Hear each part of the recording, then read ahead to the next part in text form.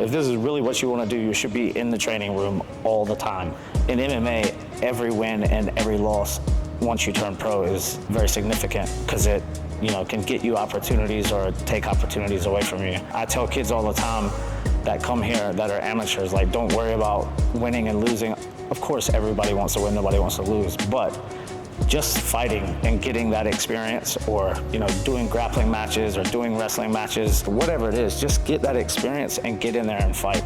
If it's a competitive fight, take the fight. Who cares? Don't care about who the person is. Just get in there and fight. It's not just the fighter that wins the fight. It's everyone collectively that comes together and really helps to prepare that person and put them in the best possible position to win the fight. Especially as a young up-and-comer, you can work a job, you can do PTs, you can do whatever it is to earn money and still train and make a shot at it.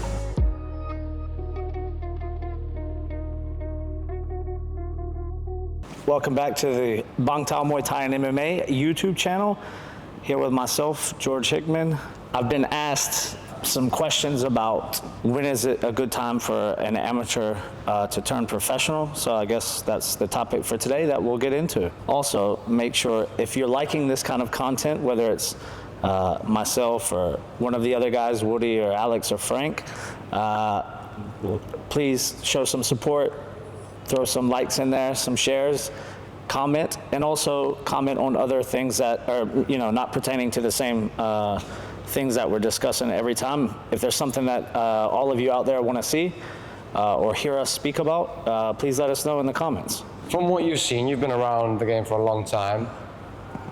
What's your first normal indication of when you think a fighter should transition from amateur to professional? Like, what are the signs that you're looking for?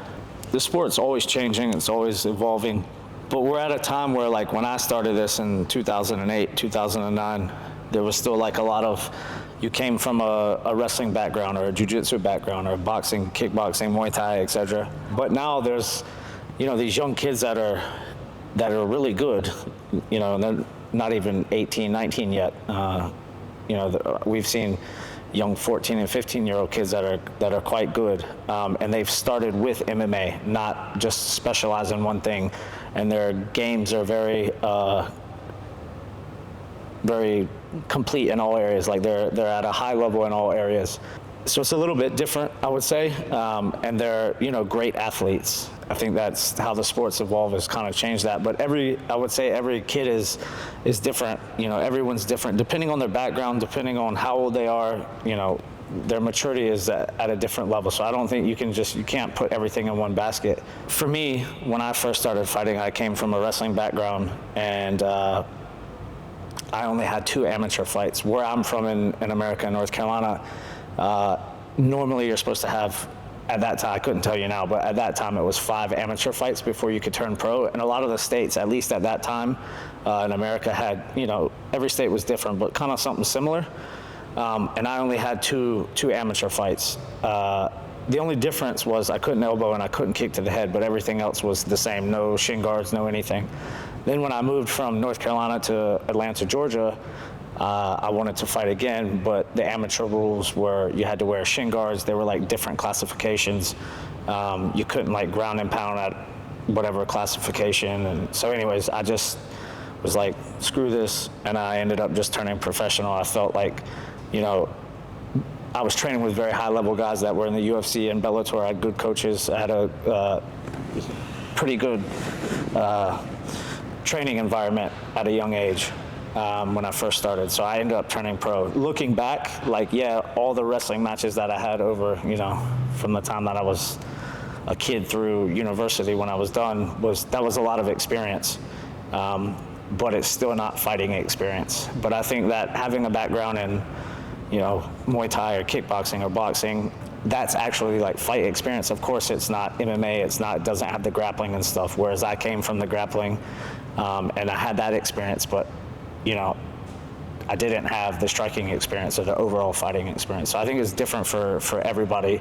As a coach, you see the level, or especially if you've worked with a fighter for an extended amount of time, you see where they're at, and then over time you see them mixing it up with other people in their training room, So you see how they do depending on the level of that fighter. Yeah, it just all kind of depends. There's no like definitive answer. But to see them turn pro, yeah, obviously they have to have skill, but also, you know, fighting's also very mental. So seeing how, you know, mentally they deal with having success and having failures in the room, and yeah, just like your skill level, everyone mentally is different in fighting. So it all, there's no like, I guess you would, if for me personally, to finally answer the question, I would say I would, you know, obviously want to see a high skill level, see a fighter that's like making good decisions while they're out there, and just kind of, you know, personally feel, or having our coaching staff feel like they're at a good level. Like we have a kid now, Asan, who's turning professional next week in Eternal. And Asan has been with us now for pretty much since we opened the gym, I would say. And he's had heaps of amateur fights. Most of those fights he's won. I think there was one or two maybe small setback. But as a coaching staff, we've seen his growth. We've seen where he stacks up against other guys that are already professional and other guys that are maybe fighting at a higher professional level. And we've all felt like, you know, it's time for him to turn pro. Like he's gotten the experience fighting amateur. He's in there day in and day out, mixing it up with, you know, with other guys that are already pro, people that are in UFC, other big promotions. And mentally, he's a pretty strong kid, works hard, lives the life right, or the right lifestyle, does the right things. So yeah, we all think that it's time for him to turn pro, and now he is turning pro. Experience is essentially the main key thing that you probably look for, right? Like, I think there's a lot of the new generation maybe of MMA fighters that see the superstars of the sport, and they see them maybe fighting twice, maybe 3 times a year, and you know, the idea that they need to have these like long fight camps. But do you think as an amateur you shouldn't be worried about trying to protect that? No, just get better. Like, of course, this is like, it's obviously we live in Thailand, so in Muay Thai, at least in Thailand, like people don't ask what is your record. They just ask how many fights you have, because they fight so frequently. Whereas in, maybe you've lost 5 fights in a row, but you still have like a decent sized name, you know, a promoter is still going to put you on here. Whereas in MMA, every win and every loss once you turn pro is very significant, because it, you know, can get you opportunities or take opportunities away from you. But as an amateur, like for me, as long as the person isn't like, you know, super outmatched, if there's a way, you know, you think, yeah, there's obviously mismatches, but as an amateur, if it's, even if, you know, maybe the odds are against you or on paper you think the other person's better, take the fight. Like, obviously not if it's like a super mismatch, but just get that experience. I tell kids all the time that come here that are amateurs, like, don't worry about winning and losing. Of course, everybody wants to win, nobody wants to lose, but just fighting and getting that experience, or, you know, doing grappling matches or doing wrestling matches, if you have access to that, or boxing, amateur boxing, like whatever it is, just get that experience and get in there and fight. And that's one thing that, obviously, as I said previously, I only had 2 amateur fights, but even once I turned pro, that's one, like, I wouldn't say a regret that I have, but I definitely wish that I would have taken the opportunity, especially once I moved to Thailand, to fight Muay Thai, to fight more than, to stay a bit busier than what I did. Like, it was, you know, I was coaching and fighting at the same time, but I could have definitely been more active as a younger fighter, and I wish I would have done that.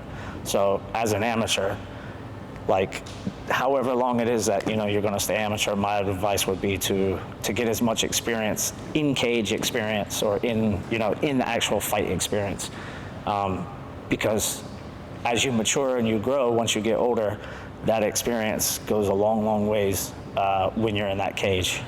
Because it's kind of cliche to say, but I remember someone telling me, like, every time that you get in there, you know, you find out something different about yourself or whatnot. And it's, I think, true, very true in a way. Like, there's been times where, you know, I've had thought it was going to be a hard fight and it was easier. There's times that I thought it was going to be an easy fight and it was very hard. There's been times that I've been like, taking a fight on short notice. I remember the first time I fought in China, I took it on short notice, was not as fit as what I should have been.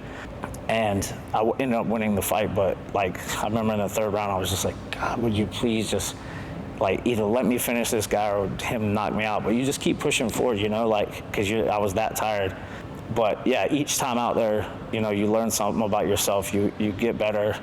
And as an amateur, to sum it up, just get the experience. Like, don't care about, who the person is, just get in there and fight. If it's a competitive fight, take the fight, who cares? Because it doesn't matter. Nobody's looking at your amateur record when you get signed to the UFC. They're looking at what you've done once you turn pro, so get that experience early. Externally, outside of the fights itself, how important is it to have the right circle around you in the sense of making sure that you've got a good team, like making sure you've got a good manager? This is obviously something that it plays more important towards when you're making a professional debut in a professional career. You want to make sure you've got the right people behind you.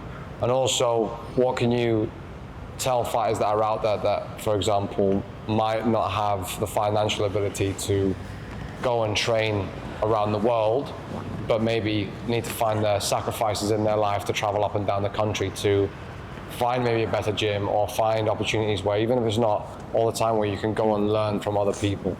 Yeah, I would listen, once you need a manager, like having a good manager, someone that you trust, that is a good person, that has a good relationship with promotions, like that's very important. And every gym, like anything, there's always going to be someone says this or says that, but it's very important that you have a team that you trust, you have coaches that you trust, and really have your best interests at hand. Whether it's taking fights, it's very, very important, because it's a one-on-one sport. That's what I loved about wrestling so much, but it's also a team sport, because you're the fighter that's out there, but your coaches are putting time into you, your training partners are helping you.